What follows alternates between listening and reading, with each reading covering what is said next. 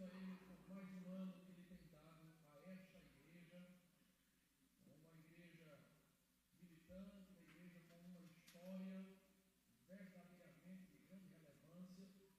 E eu quero, irmãos, estar expressando a minha gratidão ao Senhor por esta tão rica oportunidade. Eu louvo a Deus pela vida do pastor Adeilton Canuto. Deus continue abençoando a vida do servo de Deus. Muito obrigado, querido, pela oportunidade. Deus continue abençoando sua casa e o ministério que ele tem feito ao seu servo aqui nesta igreja. Eu vim esta noite e só aqueles que trouxeram a Bíblia em sua mão e firmaram em seu coração, abra por favor em Êxodo capítulo 33, e nós estaremos lendo o texto tema desta festividade. Esta noite eu estou com a minha esposa, falei a irmã Damiana, meu filho está aí. Já assim interagindo, faz assim, João. Faz assim, tá ali, correu. Está ali o João Miguel, também meu amigo diácono João Vitor, sua esposa Ruth e o jovem Isaac. Isaac veio de longe, veio aqui trabalhar em Campinas e passou lá em casa e disse, vamos ali cultuar o Senhor. Isaac é filho do pastor Jaziel, na Assembleia de Deus em Itaitinga, ali ao lado de Fortaleza. Você encontrou o texto bíblico? Confirme dizendo amém. A palavra do Senhor em Êxodo 33, os versículos 14 e 15 dizem o seguinte: respondeu-lhe, a minha presença irá contigo, e eu te darei descanso. Então disse-lhe Moisés, se a tua presença não vai comigo, não nos faças subir deste lugar. Amém, meus irmãos? Eu peço que você permaneça com a sua Bíblia aberta, não feche ela. Nós estaremos conferindo outras passagens da Escritura para confirmar as verdades que nós estaremos expondo aqui essa noite. Confesso aos irmãos que para mim estar aqui neste lugar essa noite além de um motivo de alegria, também um motivo de muita responsabilidade, tendo em vista os irmãos que já pregaram aqui nesta festividade, a missionária Gigliane e meu amigo Anderson Carvalho ontem à noite. Para mim é uma grande responsabilidade porque eu escutei as mensagens, escutei os sermões e, de fato, Deus tem falado poderosamente a esta igreja e eu espero que nesta noite, mais uma vez, Ele venha ecoar sua voz nos nossos corações. Amém? Você crê nisso? Você está com essa expectativa? Amém? Louvamos a Deus pela vida da cantora Aline e seu esposo. Satisfação ver vocês, queridos. Deus continue abençoando em nome de Jesus. Meus irmãos, este texto nos apresenta uma cena bastante recorrente na história da humanidade. Aqui o texto nos apresenta um momento em que a presença de Deus é perdida ou há uma ameaça desta presença se perder. Mas também neste texto nós temos quando a presença é restaurada ao homem. Eu estava meditando para pregar esta mensagem e veio ao meu coração que se eu pudesse dar um título, um outro título à Bíblia, se me fosse possível, ou se caso o Senhor me der a oportunidade, eu escreva algum livro, alguma coisa sobre este assunto, eu poderia dizer que a Bíblia é um livro da história da presença que se perde e é restaurada. E eu vou explicar o porquê. Veja como a história da humanidade começa. Paulo resume da seguinte maneira em Romanos 3:23: porque todos pecaram e estão destituídos da glória de Deus. Nós vemos que Adão e Eva perdem a presença. Em Gênesis 4:16, a Bíblia nos diz que Caim, depois de ter matado seu irmão Abel, depois de ser punido pelo Senhor, sai de diante da presença, da face de Deus. A Bíblia nos mostra em Gênesis 6:3 que o Senhor disse: o meu espírito não permanecerá para sempre no homem, porque este é carnal. A humanidade perde a presença. Aqui em Gênesis 33, vemos Israel sujeitos, hebreus sujeitos a perderem a presença. Em Juízes 16, 20, um dos textos mais comoventes aos meus olhos, e Sansão se levantou mais uma vez como das outras, mas não sabia ele que o Senhor lhe havia se retirado da sua vida. A Bíblia nos mostra em 1 Samuel, capítulos 2, 3 e 4, em como a presença de Deus se ausenta do arraial. 1 Samuel, capítulo 16, versículo 23, a Bíblia diz que o Espírito de Deus se ausenta de Saul. Davi peca, e no Salmo 51, 11, Davi clama: não me lances fora da tua presença. E em Ezequiel, capítulos 8, 9, 10, 11, a Bíblia nos mostra a presença de Deus se retirando do templo. Em João, capítulo 1, versículo 11, os fariseus, os judeus, a Bíblia diz que Jesus veio para eles, mas ele não foi recebido. E em Apocalipse, capítulo 3, versículo 20, a igreja de Laodiceia, a presença de Jesus estava fora.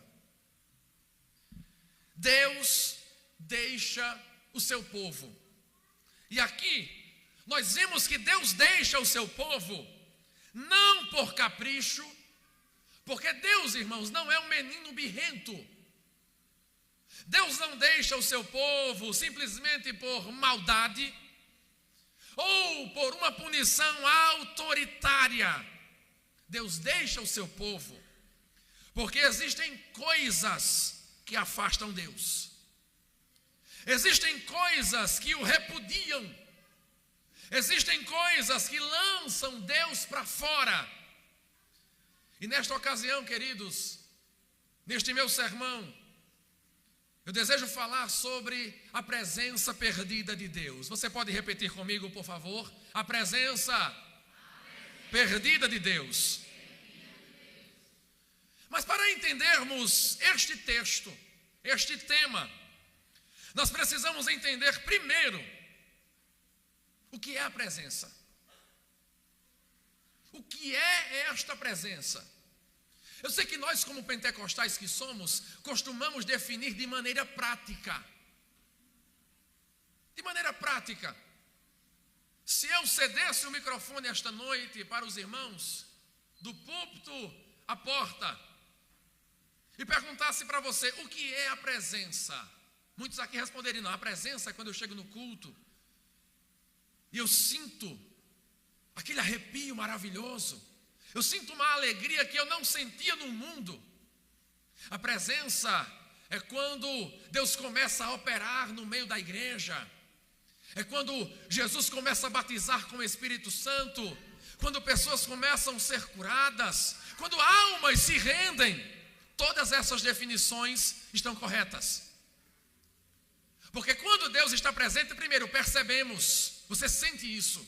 Segundo, o fruto da presença de Deus são as suas operações. Então Deus se manifesta curando, batizando, salvando. Mas quando nós olhamos para o texto, nesse caso aqui, o Antigo Testamento, existem inúmeros termos bíblicos, palavras, expressões idiomáticas que implicam a presença de Deus.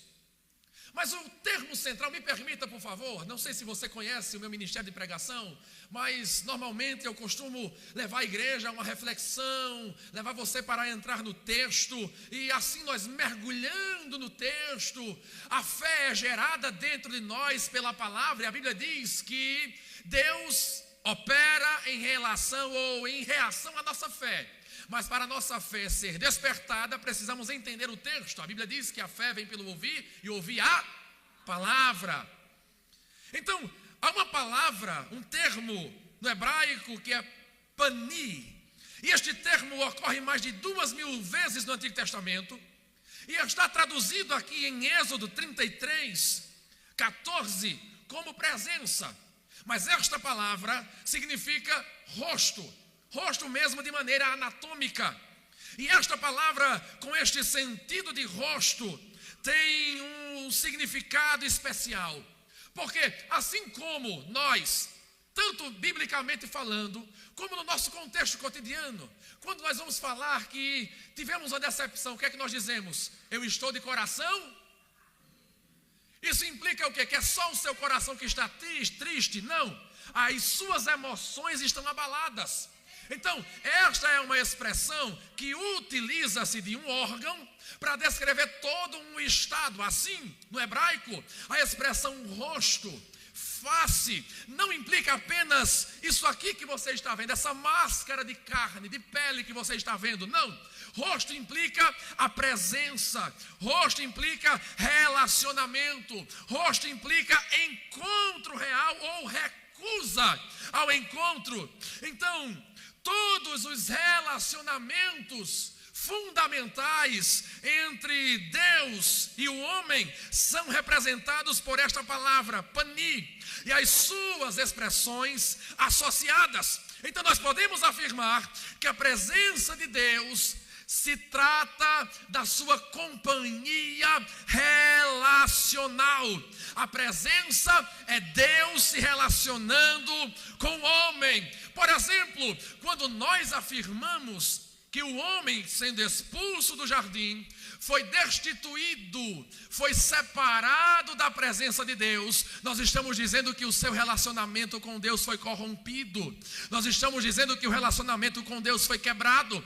Nós não estamos dizendo que a presença, no sentido da onipresença de Deus está em algum lugar, está limitado a uma igreja, a um templo, a um altar, a um oratório. Não, nós estamos dizendo que onde a presença está de maneira palpável, de maneira viva, há um relacionamento com Deus, há uma comunhão com Deus. E quando Deus diz aqui a Moisés: Moisés, eu vou enviar o meu anjo, eu não vou mais adiante de vós. Moisés disse: se a tua presença não for conosco, não nos faça sair daqui. O que era que Moisés estava dizendo? Senhor, eu só saio daqui com o nosso relacionamento reatado. Eu não aceito, Deus, prosseguir o caminho e o Senhor com o seu rosto virado para o outro lado. Eu não aceito partir com comunhão quebrada.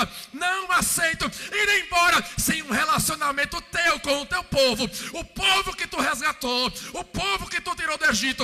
Eu não aceito prosseguir sem comunhão. E sabe o que é que eu acho interessante?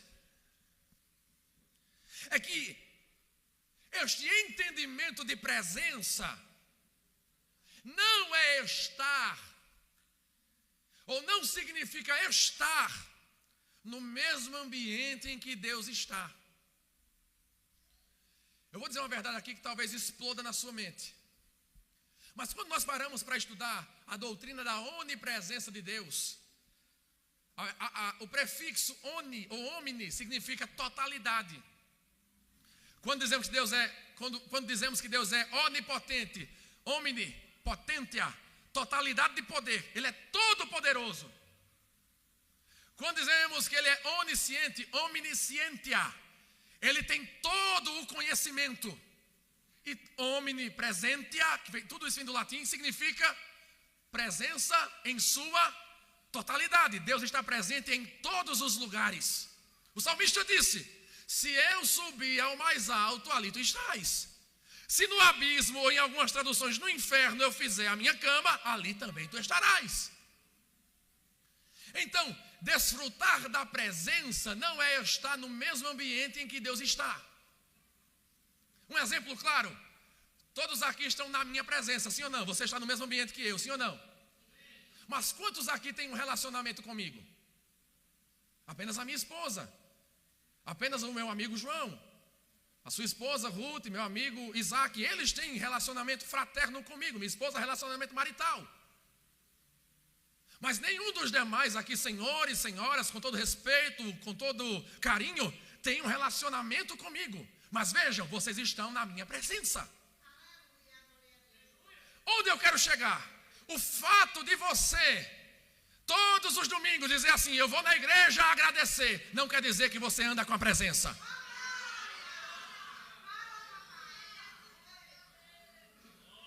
Ter a presença não é estar no mesmo lugar em que alguém está. Você pode até dizer assim: não, mas Deus fala comigo.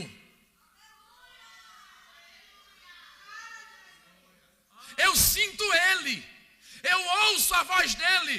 Mas ter a presença é ter relacionamento, é ter comunhão, ter intimidade. Então, outra coisa interessante que eu vejo no texto é que Deus disse a Moisés, capítulo 33, nos versículos iniciais: Moisés, este povo é obstinado, eu não vou com vocês, mas eu vou mandar meu anjo e vou cumprir o que eu prometi. Vou dar a terra dos heteus, ferezeus, jebuseus. Vocês vão herdar a promessa. Sabe o que é que Deus estava dizendo? Que até hoje tem muita gente alcançando o cumprimento da promessa, mas está distante da presença. Deus disse: eu vou enviar o meu anjo vai cumprir a promessa, mas eu não vou com vocês. Meu relacionamento com vocês está quebrado. Aí Moisés diz assim: Senhor, promessa sem presença não vale nada. Olhe para o seu irmão e diga assim para ele: ei, vaso, promessa sem presença não vale muita coisa não.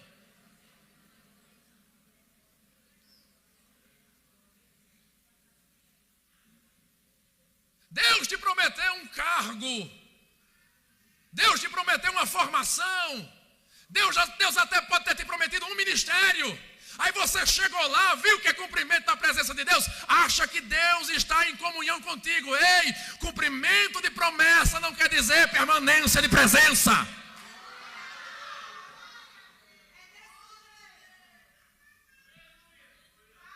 Se a presença de Deus é o rosto de Deus voltado para nós, então a pergunta que precisa perfurar o nosso coração é simples, mas profunda: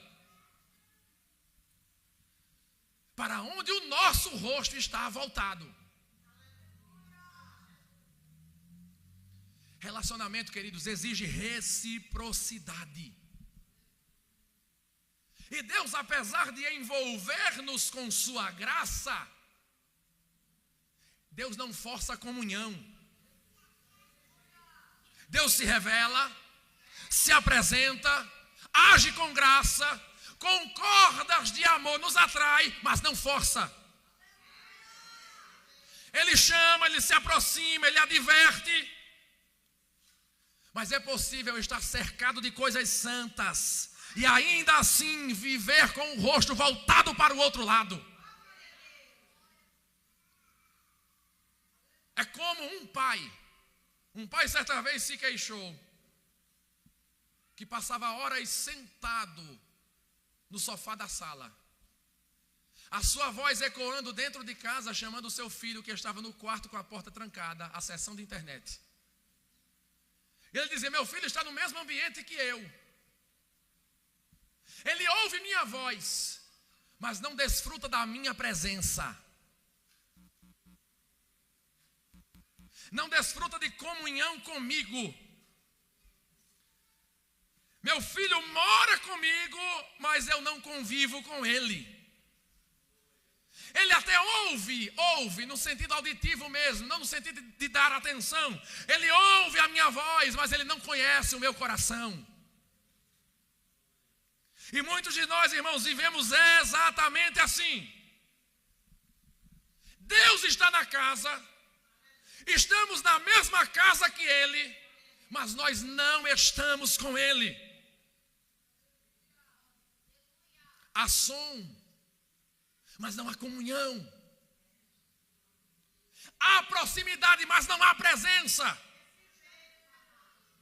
Há casa, mas não há compartilhamento da mesa.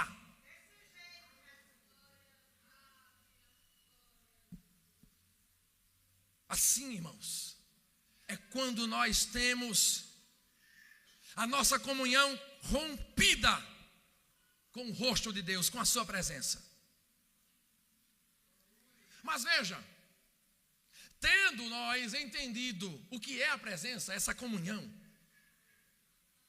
este relacionamento vivo, íntimo, amigo, sabe, rosto com rosto, nós precisamos agora, olhando para o texto, identificar em que momento a presença se perde. Eu peço que você abra sua Bíblia em Gênesis 33, ou melhor, 32. Gênesis 32, versículos 4 e 5. Quando perdemos a presença? É fato, irmãos, eu mencionei aqui na introdução da mensagem várias ocasiões em que pessoas ou grupos de pessoas perdem a presença. Isso significa dizer que a resposta para esta pergunta, quando perdemos a presença, tem suas variações. Vai depender do cenário.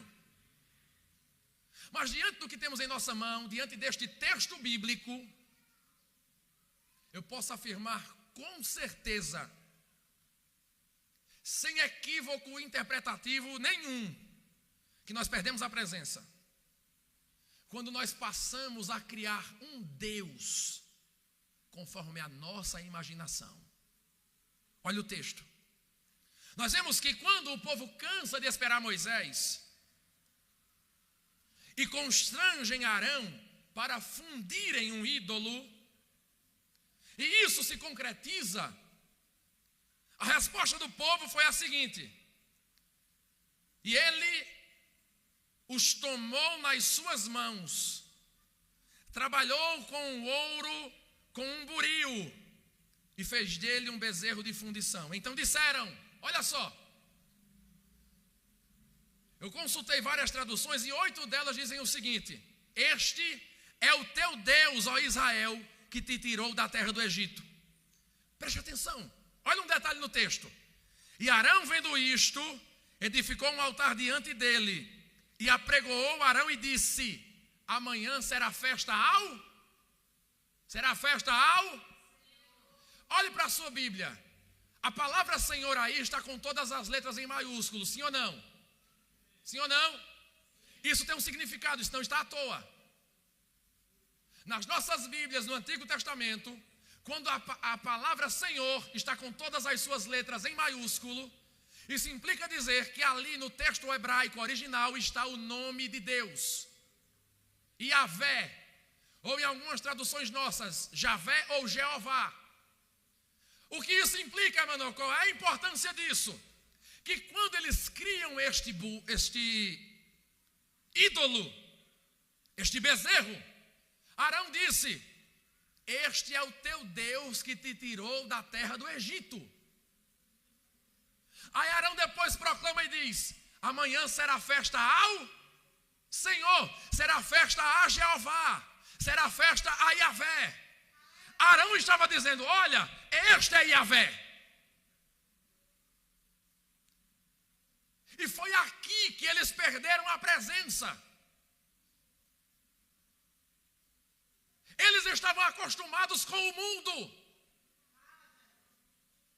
E o mundo sim, o mundo esculpe deuses à sua maneira, para a sua satisfação. O que é que o mundo faz na universidade?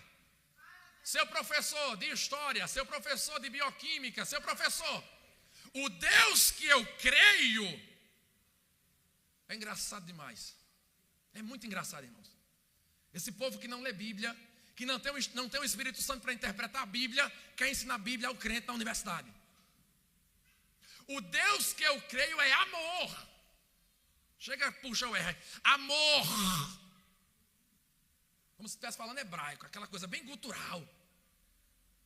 O Deus que eu creio não condena ninguém. Estão esculpindo deuses à sua maneira. E quando nós temos um retrato de Deus, diferente do Deus das Escrituras, nós estamos criando ídolos. E Deus disse em Êxodo capítulo 20, versículos 3, 4 e 5: não terás outros deuses diante de mim. Quando perdemos a presença, quando nós criamos um Deus conforme a nossa imaginação. E isso acontece no nosso meio? Com certeza. Quantos de nós selecionamos Bíblia, textos bíblicos, riscamos e ignoramos aquilo que não nos agrada? Por quê? Criamos um Deus à nossa maneira. Criamos um Deus conforme a nossa imaginação. Criamos um Deus conforme o nosso desejo. Então, o povo perde a presença porque esculpiram aquilo que eles pensavam ser Javé, Yavé, Jeová, o Senhor. O povo projetou Deus conforme a imaginação deles. E é interessante, eles vieram de um contexto egípcio. Os egípcios tinham vários deuses. E por Deus não ser visto com olhos humanos, mas Deus era visto através das suas manifestações. Irmãos, a coluna de nuvem de dia, a coluna de fogo à noite, os sinais de Deus operados no Egito, o Senhor abrindo o mar vermelho. Não bastou para o povo queria algo palpável. E muitas vezes nós somos assim. Deus age de maneira viva entre nós. Você sabe de onde o Senhor te tirou, o que Ele fez na tua vida. Mas chega um momento que parece que isso não é suficiente. Diante do silêncio de Moisés, diante da espera por Moisés que subia ao monte e demorava-se, o povo se corrompe. O povo se corrompe porque estava criando um Deus conforme os seus desejos. Algo que pudesse representar a presença. E isso é uma tentativa de redefinir quem era Deus. De redefinir a presença de Javé. De redefinir a presença do Senhor. E detalhe, o Senhor acabara de se manifestar a eles no Sinai. Êxodo 19. Mas não bastou. Aparentemente, irmãos, eles queriam a presença de um Deus mais tangível, visível para guiá-los, mais parecido com o Deus do Egito. Quantas vezes nós, porque Deus está em silêncio, porque Deus não está se manifestando da maneira como queremos, porque esculpimos um Deus para nós que é o nosso garçom, que você só dá um assovio, um estalar de dedos, e ele vem com a bandeja na mão para te servir. Aí o crente fica amuado, manhosinho, crentezinho não me toque, que escapa da presença por pouca coisa. Eu sou assembleano e amo ser assembleano e posso falar o que eu vou dizer agora. Quantas vezes nós apontamos para os irmãos de outras igrejas, mas no nosso meio há uma taxa de desvio muito grande. Por quê? Se nós somos o povo da presença. Eu estive evangelizando no período do São João com uma turma do seminário em que eu tenho a oportunidade de cooperar. Teve um sábado que parecia que abriram a porta da igreja. As filas para os shows eu só via crente. E sendo sincero, não vi um batista. Dos presbiterianos e congregacionais que eu conheço, não vi um. Mas do meio do nosso povo,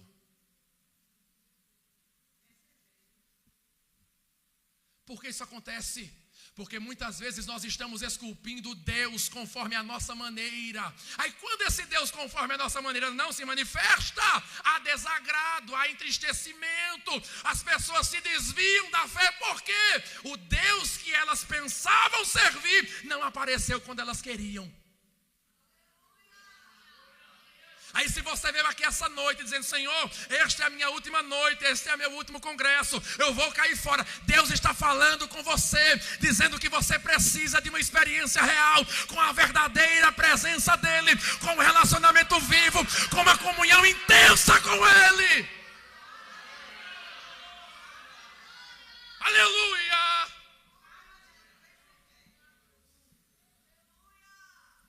Nós perdemos a presença quando nós tentamos moldar Deus à nossa imagem. Quando nós queremos um Deus que se ajuste ao nosso ritmo.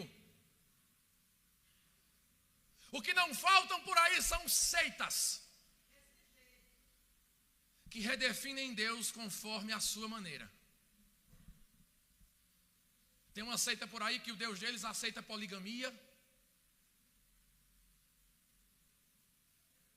De um Jesus que apareceu para o fundador da seita no meio do mato. Deu a ele umas tábuas escritas com alguma coisa que ele traduziu. A tábua desse tamanho, traduziu de um livro do tamanho da Bíblia. Não sei como. Tem outra por aí que você pode encher a cara como quiser, cair no meio da rua, pode usar o que quiser. O que não faltam por aí são seitas, mas o que nós não podemos fazer, admitir, é que no nosso meio, no meio do povo de Deus, venhamos esculpir um outro que não é o Senhor. A presença se perde quando o Criador deixa de ser Senhor e passa a ser um ídolo personalizado. Por isso, irmãos, a chamada essa noite é simples, mas é direta. Abandone qualquer versão de Deus que não seja o Deus das Escrituras.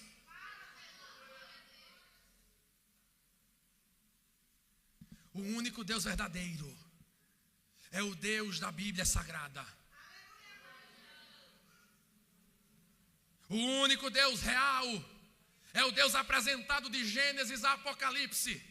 Um Deus que é amor, um Deus que é bondade, um Deus que é misericordioso, passivo e irar-se, um Deus que é justo, um Deus que é santo, um Deus que é soberano, um Deus que é tremendo, um Deus que é maravilhoso em suas obras, o Deus que faz e acontece a hora e o momento que Ele quer, o Deus que abre mar, que fecha mar, que abre cova, que fecha cova, que mata, que fere, que ressuscita, o Deus que desperta, o Deus que queima os lábios do profeta com uma brasa viva, o Deus que envia seu filho para morrer, o Deus que cura cego, paralítico, cura câncer.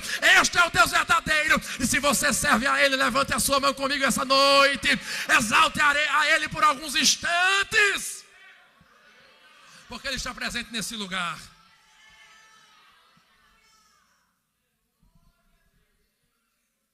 Quando nós moldamos Deus à nossa maneira,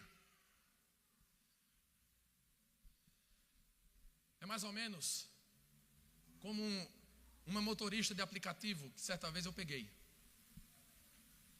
O mapa estava lá, mas ela disse: eu conheço o caminho. E foi conforme o caminho do seu coração. E sabe o que aconteceu? A gente se perdeu. Porque quando tentamos projetar um caminho que não é o caminho verdadeiro, nós nos perdemos. Quando tentamos projetar Deus de uma maneira que não é a maneira que a Bíblia projeta, nós nos perdemos. Então, assim como nós acabamos de identificar o que nos faz perder a presença, eu poderia, como eu disse aos irmãos aqui, a depender do cenário, muitas outras maneiras de perder a presença poderiam ser identificadas. Exemplo bem claro. Sansão, o que é que ele fez para perder a presença? Brincou com o pecado. Poderia tratar sobre isso. O que foi que Davi fez? Adulterou, assassinou e tentou ocultar o seu pecado. O que foi que Adão e Eva fizeram? desobedeceram, foram incrédulos. Então existem outras maneiras, mas a que o texto nos mostra hoje é essa. Mas não adianta eu terminar minha mensagem apontando o nosso problema sem mostrar a solução. Quando a presença retorna para as nossas vidas. E nós somos acostumados, isso é comum, isso não é uma crítica, certo?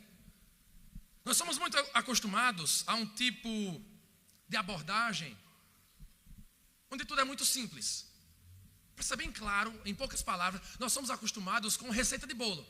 Você faz isso e aquilo e vai ficar tudo bem.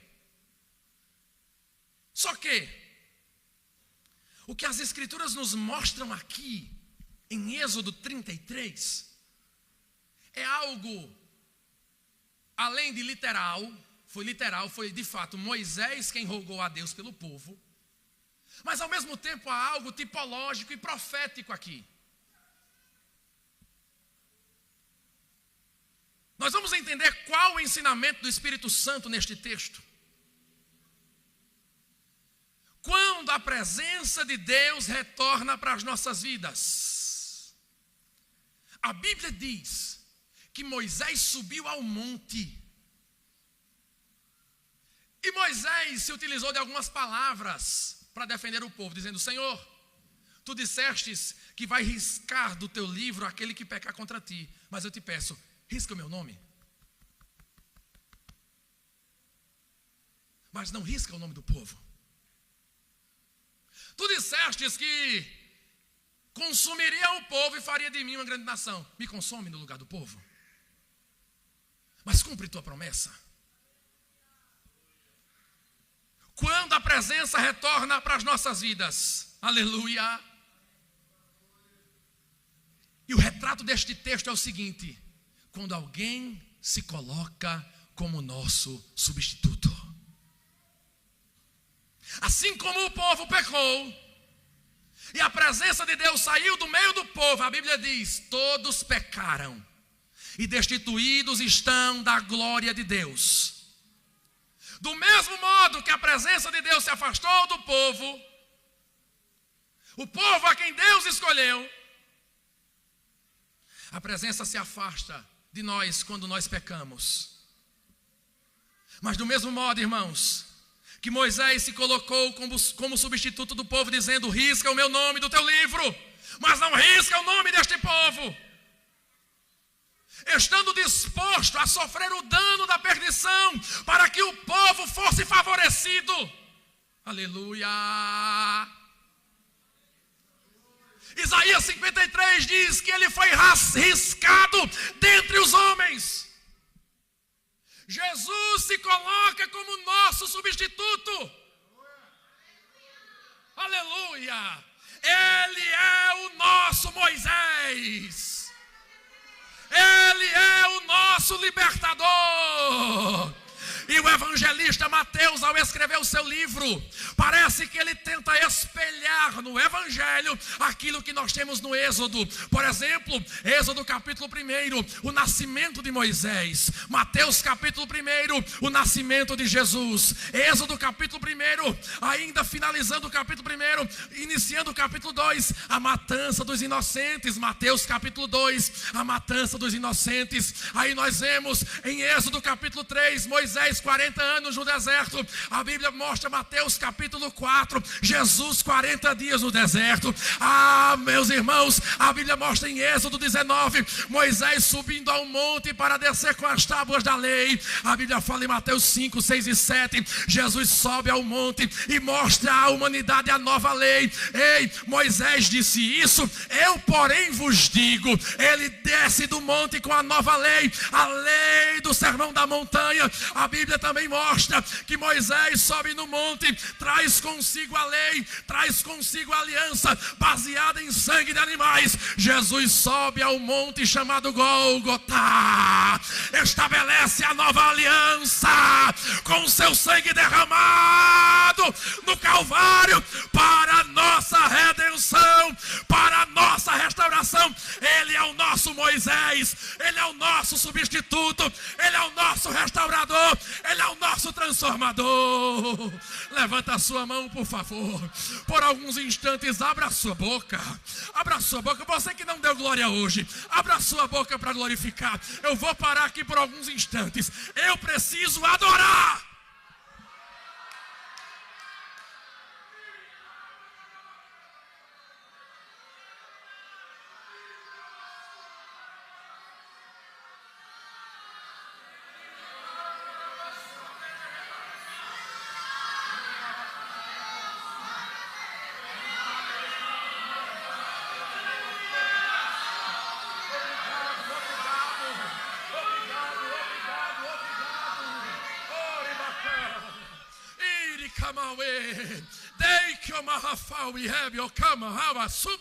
Ele é o novo Moisés, Ele é o nosso substituto, Ele é o nosso resgatador.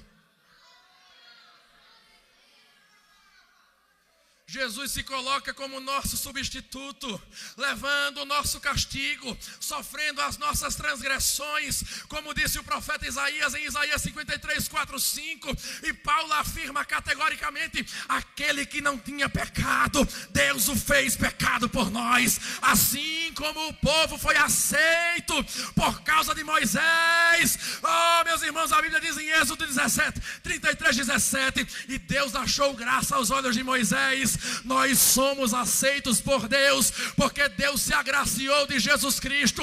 O que foi que Deus disse lá no batismo de Jesus? Este é o meu filho amado, e é nele que a minha alma tem prazer, porque Deus tem prazer no nosso substituto. Você foi aceito, você foi transformado, você foi redimido, você foi restaurado. Aleluia. Quando falamos sobre a presença perdida de Deus, nós não estamos falando somente sobre algo emocional, mas sobre uma realidade espiritual profunda. Sem redenção, não há presença. Sem um substituto, não há reconciliação. Entenda.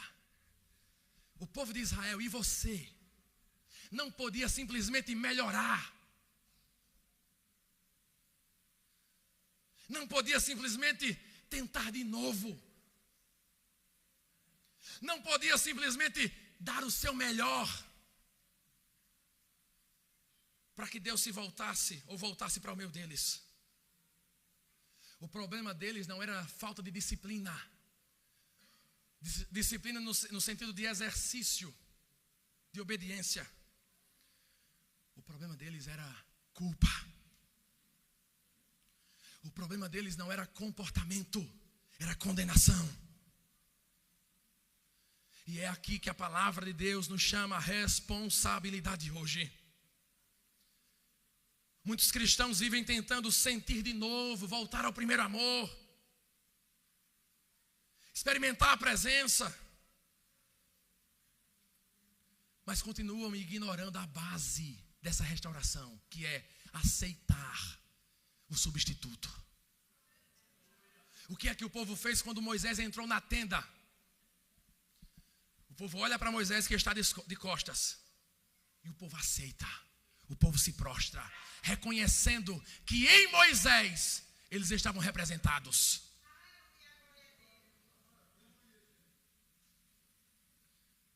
A presença, queridos, retoma não por conta das nossas lágrimas,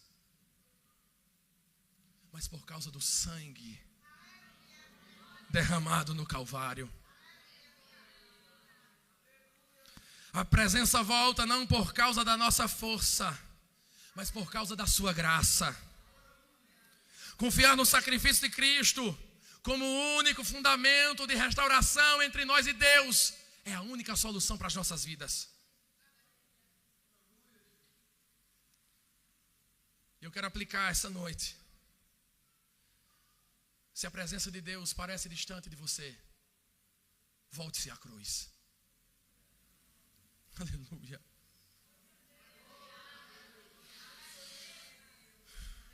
Volte-se à cruz. É na cruz onde está o nosso substituto. Uma criança se perdeu dos seus pais. E ela, no meio daquele alvoroço de pessoas, ela encontra um policial e diz: moço, por favor, você pode me deixar em casa? Ela estava perdida. O policial saiu andando pela cidade, era uma cidade pequena. Aquela criança segurando a mão daquele policial. A criança olha lá para frente e vê uma igreja, e na igreja uma cruz. Ela solta a mão do policial e disse: moço, daqui para frente pode deixar que eu vou sozinho. Mas você não estava perdida? Sim, eu estava perdida. Mas eu me lembro que próximo à minha casa tem uma igreja. Na igreja tem uma cruz. Eu encontrei a cruz. Consequentemente, eu encontrei o caminho de volta para casa. É na cruz que você encontra o caminho do retorno à presença. Aleluia!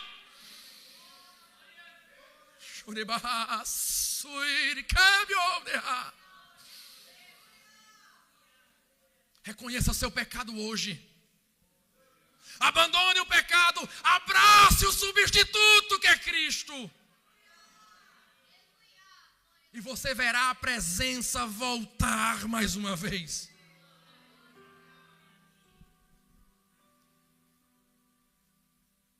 Tendo em vista, irmãos, que Cristo é o nosso substituto. Ele é o único competente para trazer de volta a presença. Aí eu quero lhe fazer uma pergunta. Vale a pena viver distante desta presença?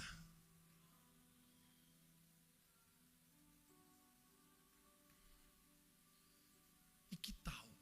Que tal você se posicionar hoje e voltar os seus olhos ao substituto, Jesus? Só assim a presença será restaurada na sua vida. Sabe o que eu acho interessante? É que sem a presença você até continua como o povo de Israel. Deus disse: eu não vou, mas vocês vão conquistar. Vocês vão herdar a terra, porque eu prometi. É tenebroso, isso me dá medo, mas é uma realidade. E constantemente eu me volto a este texto e a outros. Porque um dia eu posso até chegar onde Deus disse que eu chegaria, mas eu posso também chegar onde Deus disse que eu chegaria sem a presença, se eu não atentar para isso. A Bíblia diz em Mateus 4 que o diabo levou Jesus para o topo do monte. Tem muita gente chegando ao topo e não é Deus que está levando lá.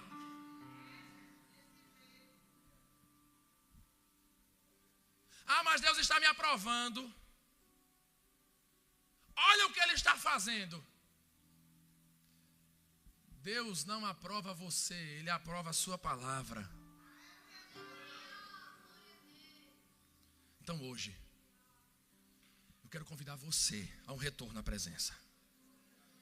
Você vai continuar longe ou vai voltar o seu rosto para Deus?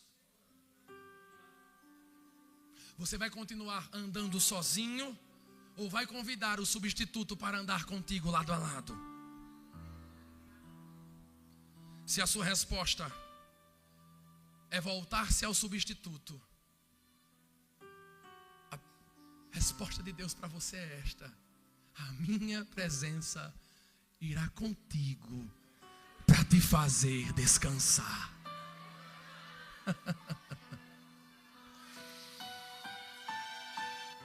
Aleluia. Fiquemos de pé, por favor.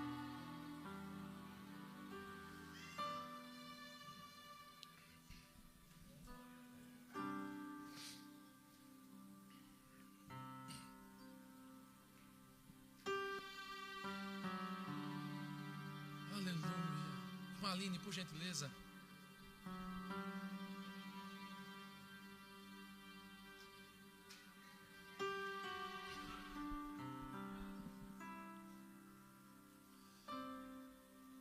Eu quero fazer 2 convites em um. E estes convites em um só são os seguintes.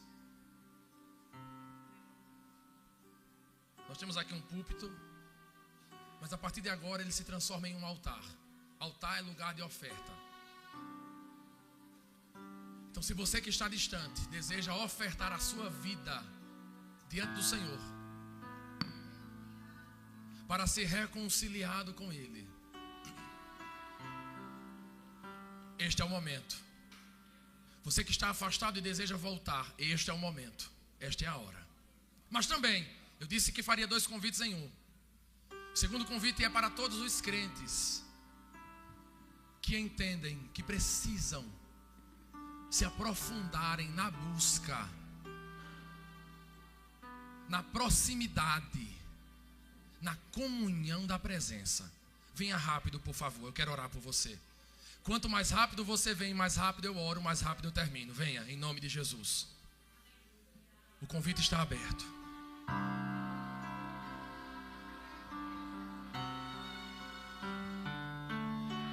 Isso, venha. Venha.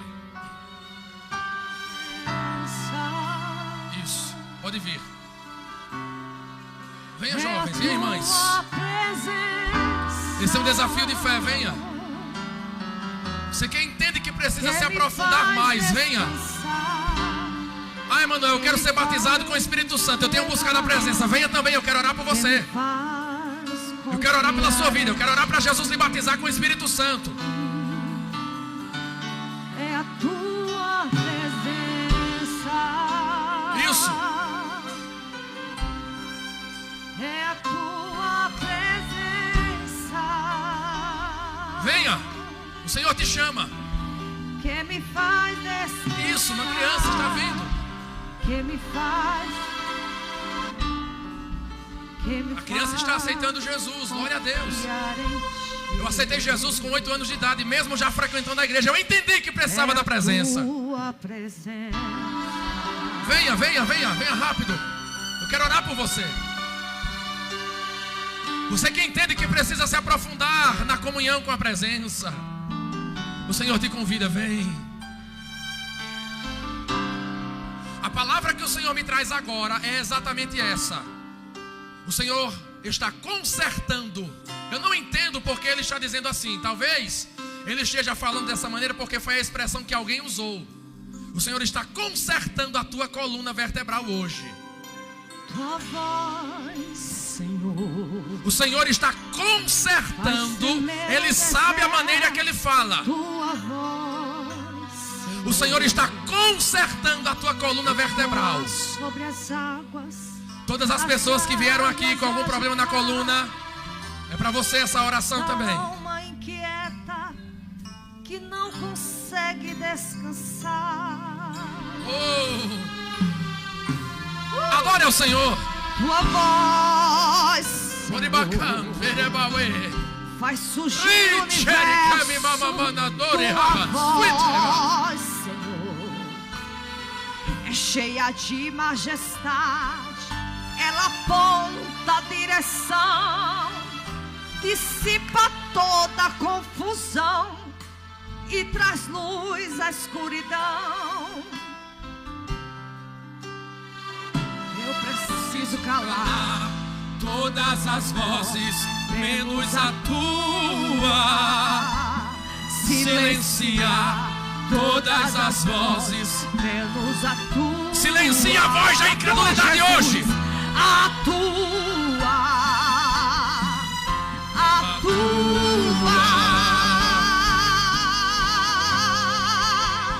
Se eu não te ouvir, eu morro. Se eu não te ouvir, eu pereço. Sua voz é livramento no meio do tormento. Tua voz é tudo,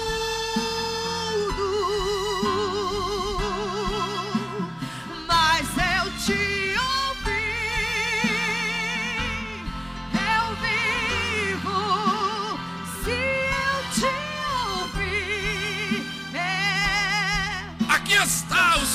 Senhor.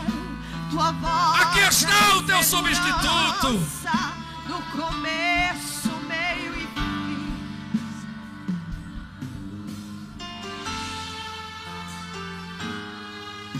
Você que está na nave da igreja, que está nos conjuntos, vai estender as mãos para cá. Estenda as mãos para cá. E a igreja vai começar a orar em alta voz por eles. Comece a orar. Diga assim: Espírito Santo, vem sobre eles. Diga assim: Senhor, devolve a tua presença. Comece a orar. Abre a tua boca e comece a orar. A igreja começa a orar por eles agora. Abra a boca, igreja, ore. Abra a boca e ore. A Bíblia diz que aquilo que ligarmos na terra será ligado no céu.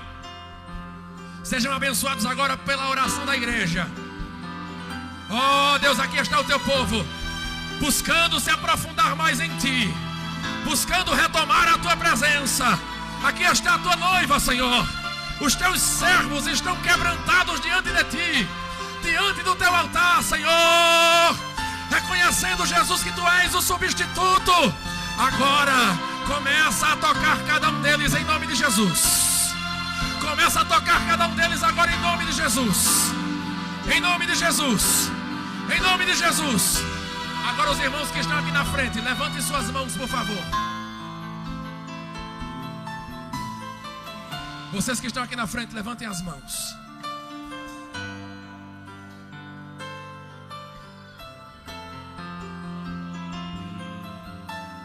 Nós vamos orar juntos. Nós vamos orar juntos. Eu vou orar com vocês porque eu também preciso me aprofundar. E nós servimos a um Deus que responde à oração da sua igreja. Amém? Levante suas mãos. Repita comigo assim: Senhor, eu reconheço onde tenho falhado. E olho para a cruz.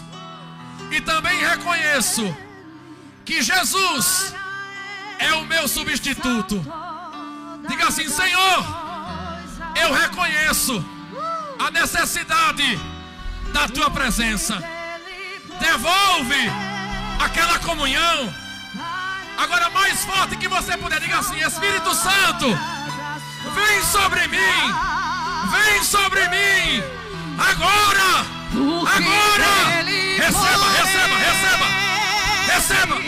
Para Ele são todas as coisas, porque dele, por Ele, para Ele são todas as coisas. A Ele a glória, a Ele a glória,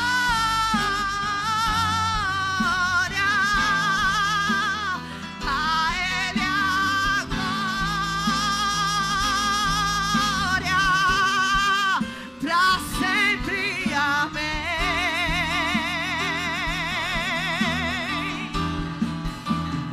A Ele a glória,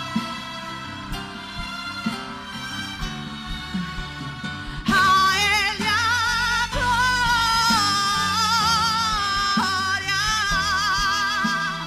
a Ele a